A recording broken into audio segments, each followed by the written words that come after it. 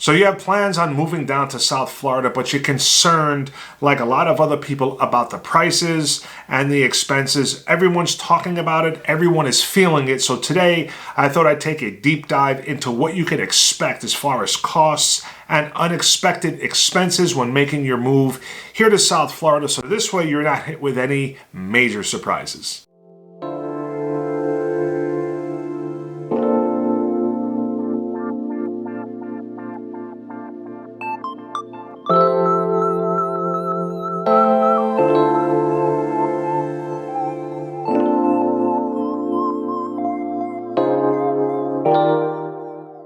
Hey guys, it's Robert. Welcome to my channel, which is all about real estate and living here in South Florida. I put out weekly videos all about that type of stuff. So if that is something you're interested in, don't forget to subscribe to the channel and definitely hit the like button. It helps with the YouTube algorithm. It helps the channel grow. I would really appreciate it. And of course, I'm a licensed real estate agent. So if you have any plans on buying or selling any real estate in this area, I would love to be your real estate resource. So let's dive right into some of the costs and expenses here in South Florida. So to begin, I was going on some of these public sites that crunch the numbers on cost of living in a certain area. But as soon as I saw that they had a dozen eggs at a price of $2, I knew that this information was not accurate, so I went a different route. But I want to start with the big ticket items, and the main portion of anyone's cost of living is housing. So let's start with the housing prices. So aside from everything else being as expensive as it ever was, it's the same thing when it comes to the home prices. Now, we all know that home prices have gone up significantly, so this chart here is from a company called Statista. And if you look at the chart, it basically shows from 2012 to the end of 2022. And you can see a steady increase in the median sale price. Now, if you look at the last 2 years, 2021 and 2022, you're going to see a significant jump. So 2021 was 20% appreciation, and 2022 was about 16%. And this is for the entire state of Florida. Now, the median sale price here in Florida is right around $400,000. So median sale price means that half the homes sold for less than $400 and half sold for more than $400. Now, the good news is that there are a lot more homes on the market and inventory is rising. So there's more opportunities for buyers. The bad news is that interest rates are much higher, double in some cases from the beginning of 2022 and 2021. So that's still a big issue. And as a result of that, home sales overall are down 18% from a year ago at this time. So sales are down, but there's more homes on the market, more inventory, but things are more expensive. Now, along with rising home prices comes rising property taxes. Now, this is certainly an unexpected surprise for a lot of people, at least some of them that are reaching out to me. So a lot of times when someone is thinking of relocating and they see a listing and it shows a price and what their taxes are, they're trying to estimate, what's going to cost them on a monthly basis.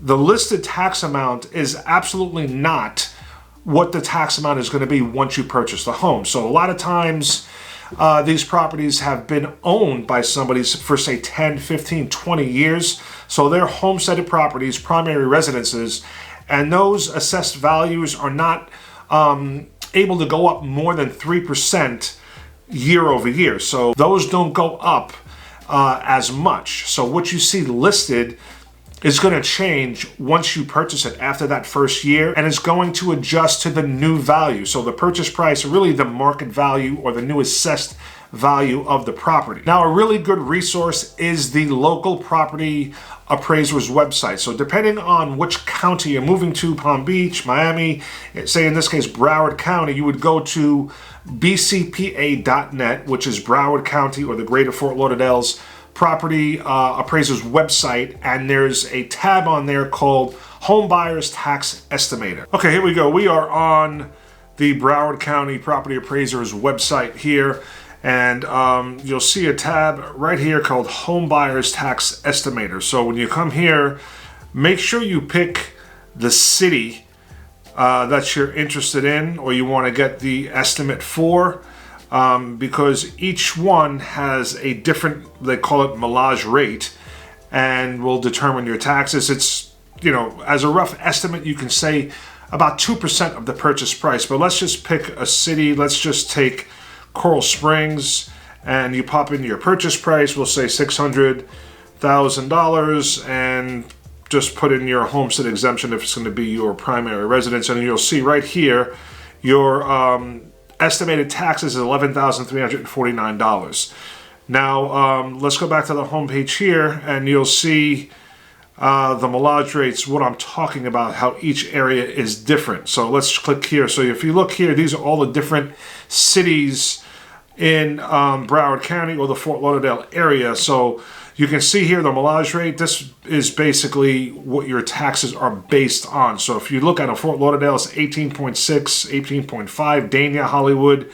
Interesting, if you come down to Weston, you can see 17.4 and 15.9. So pretty much the lowest in the county, which is kind of interesting. So you'll have a better tax rate in Weston. The only problem is Weston is one of the two areas, Weston and Parkland, where the prices are the highest. So the highest price point. So although your taxes will be lower, you're going to be paying more for your property. Now, the next major ticket item, and something that's very expensive lately, is homeowners insurance. Now, we're having a lot of issues here in the state when it comes to homeowners insurance. I could go on forever about this. I've done videos on this topic, but for a lot of different reasons, homeowners insurance is very, very expensive, having to do with the storms that we get. Also, a lot of litigation, a lot of companies pulling out. So it's a very subjective thing, because depending on the house that you buy and the current protection that it has as far as storm protection, it's really going to have an effect on how much you're going to be paying. So a recent closing that I've done in the $600,000 range, the home did not have a great hurricane protection, was around $5,000 per year for the policy. Now, this was a 2,200 square foot single family home. Now, so this is not, the norm. It's going to change depending. I know a lot of people that have gotten great rates to start, then they went up the next year. So not really sure what's going on with the entire market, but homeowners insurance is very, very expensive. Now, there are several things you can do to keep your insurance, or try to keep your insurance premium as low as possible. The first one is ask for discounts. So each different provider has a list of discounts that they offer. Just see what they are and which ones you can take advantage of. The next one is to raise your deductible. So when you raise your deductible, your insurance premium is going to go down. Just see which ones you can take advantage of and which ones aren't going to cost you as much. The next one is to install wind mitigation features that your home might not have. So if you buy something, again, that has all the best and most current hurricane protection, you're going to get the best discounts and the best rate. But if not, you might have to upgrade a door. So if one door is not hurricane protected, you're not going to get the discounts, windows, things like that. So it's going to come at a cost, but it will lower your insurance premium for sure. And the last one, which is a big one, is if you have an issue or you have a claim, call your insurance company first.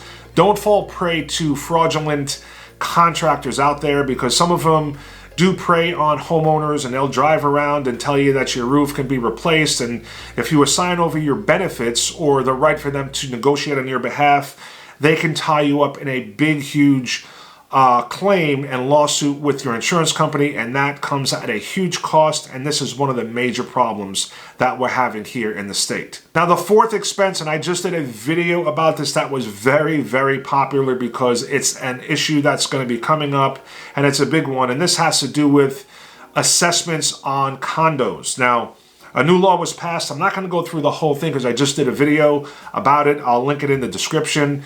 And because of the collapse we had down in Surfside in Miami, and they changed some of the laws, and it's really going to have an effect on a lot of condo owners.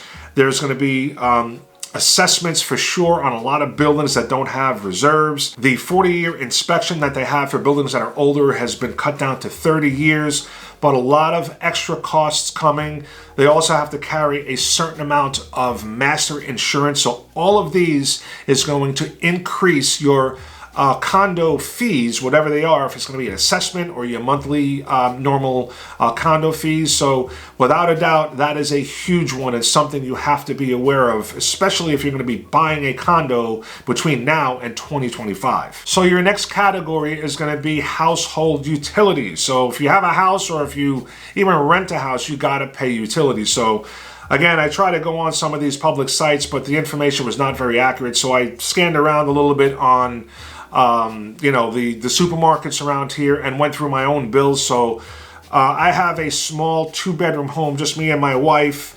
And for me, my utilities, my water is about $70 a month. My electric is about $150, maybe up to $200 sometimes in the summer, with the air conditioning. Utilities have gone up for sure in the last year. If you're going to be paying for some sort of pool maintenance and lawn, it's going to be about $80-$90 per month to service both of those. If you have a child and need childcare, you're going to be looking at about $500 to $600 per month, and also for cable and internet. So there are different providers down here. They're not really that much different as far as cost. I have Xfinity. I pay $210 per month. I have 500 gig or megabyte, whatever, internet. And I have HBO, Stars, and Showtime, and basic cable. So that's $200 per month for all of that. Now, how about gas? So big topic, gas is very expensive. So here in my area, South Florida, we pay about $3.50 per gallon for regular unleaded gas. How about auto insurance? So we have some of the highest insurance in the nation. So I pay for 2 vehicles. We have a Lexus and a Ford Edge SUV. I pay, I think it's $255 a month for both vehicles, so that's about $3,000 per year. This is for full coverage on our auto insurance. How about groceries, guys? We all have to buy food and survive, and things are very expensive. So let's start out for the most important item, and that is beer. It's about $24 for a case of Bud Light. I don't drink, by the way. Milk is $5.99 a gallon. A box of Cheerios is $5.19. Chicken breast would be roughly $5.53 per pound. A pound of ground beef is about $5.19. Eggs, wow. For a carton of 18, it is a whopping $8 for a box of those little Lunchables. For the little ones, that's about $3.79. All right, guys, we're going to wrap it up right there. Hopefully, I covered everything. I'm sure I left a couple of things out, but I do appreciate you watching the video, and I hope that you found it helpful. If you have any questions or are looking to buy a property anywhere in the South Florida area, again, I would love to be your real estate resource. All you got to do is reach out. It would be a pleasure to talk to you, and I look forward to seeing you on the next video. Take care.